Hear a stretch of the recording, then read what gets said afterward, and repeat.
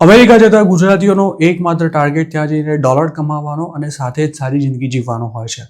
જોકે ડોલર કમાવાની દોડાદોડીમાં મોટાભાગના લોકો વર્ષોના વર્ષો સુધી ઘર સાચવવા અને જોબ કરવા સિવાય બીજું કંઈ જ ખાસ નથી કરી શકતા. ઇલીગલી અમેરિકા જતા લોકો જેમ લાખો રૂપિયાનો ખર્ચો કરી ત્યાં જઈને જોબ શોધવાનું શરૂ કરે છે, તેવી જ રીતે સ્ટુડન્ટ વિઝા પર પણ યુએસ જનારા જંગી ખર્ચો કરીને અમેરિકાની યુનિવર્સિટીમાંથી ડિગ્રી લે છે અને પછી પોતાના ફિલ્ડને અનુરૂપ જોબ શોધવામાં લાગી જતા હોય છે. જોકે હાલ જેમ ઇલીગલ ઇમિગ્રન્ટ્સને જોબ નથી મળી રહી, તેવી જ રીતે અમેરિકાની ડિગ્રી લેનારાને પણ જોબ માટે ફાંફા મારવાના દિવસો આવી ગયા છે. આગામી દિવસોમાં અમેરિકાનું જોબ માર્કેટ કેવું રહેશે તે કહેવું પણ ખૂબ જ મુશ્કેલ બની ગયું છે. તેવામાં હવે લાખો રૂપિયાનો ધુમાડો કરી અમેરિકા જવું જોઈએ કે નહીં, તે પણ ઘણા લોકો માટે એક મોટો પ્રશ્ન બની રહ્યો છે.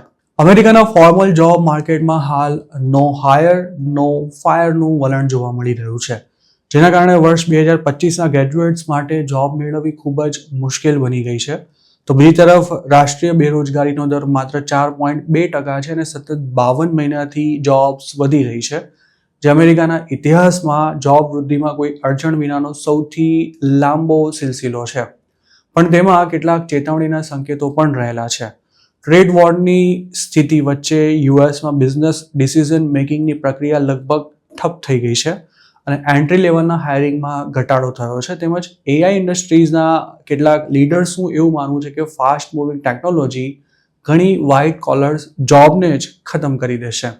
આમ એકંદરે અમેરિકાનું લેબર માર્કેટ મજબૂત દેખાતું હોવા છતાં પણ અર્થશાસ્ત્રીઓનું એવું માનવું છે કે નવા કોલેજ ગ્રેજ્યુએટ્સ માટે કોરોના પછીથી જોબ માર્કેટની સ્થિતિ સૌથી ખરાબ રહી છે અને સ્થિતિ સુધરવાનું નામ જ નથી લઈ રહી.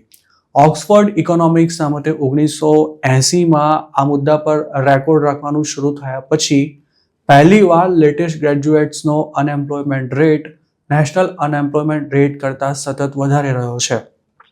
ઓક્સફર્ડ ઇકોનોમિક્સના સિનિયર ઇકોનોમિસ્ટ મેથ્યુ માર્ટિનના જણાવ્યા અનુસાર કોલેજ ગ્રેજ્યુએટ્સ માટે જોબ માર્કેટમાં સ્થિતિ ઘણી મુશ્કેલ છે અને માર્કેટને આ સ્થિતિમાંથી બહાર આવવામાં પણ ઘણો સમય લાગી જાય તેવી શક્યતા છે.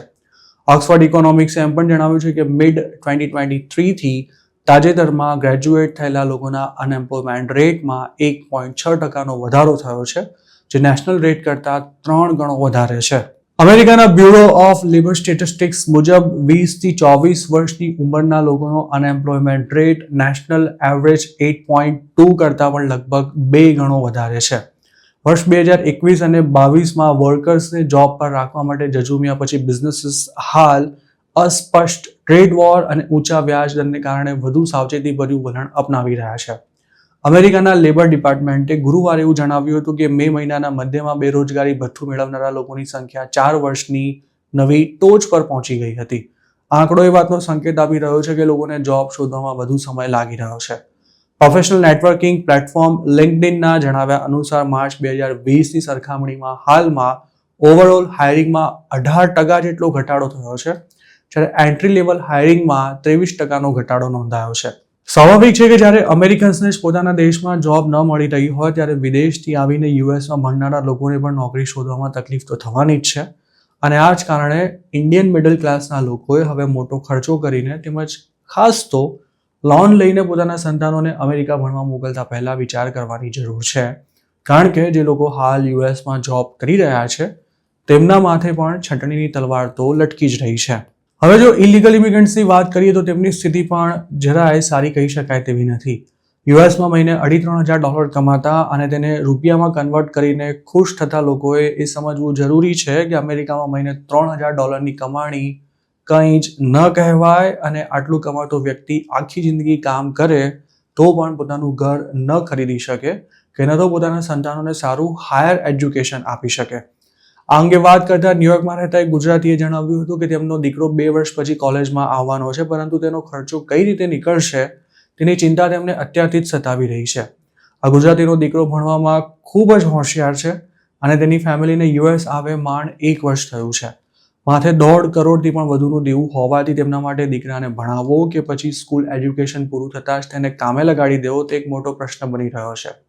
અમેરિકામાં આવા કેટલાય ગુજરાતી ફેમિલી છે જે ડોલરની લાલચમાં આંધળા થઈને લાંબુ વિચાર્યા વિના જ યુએસ પહોંચી તો ગયા હતા, પણ હવે તેમના ગણિત ખોરવાઈ રહ્યા છે.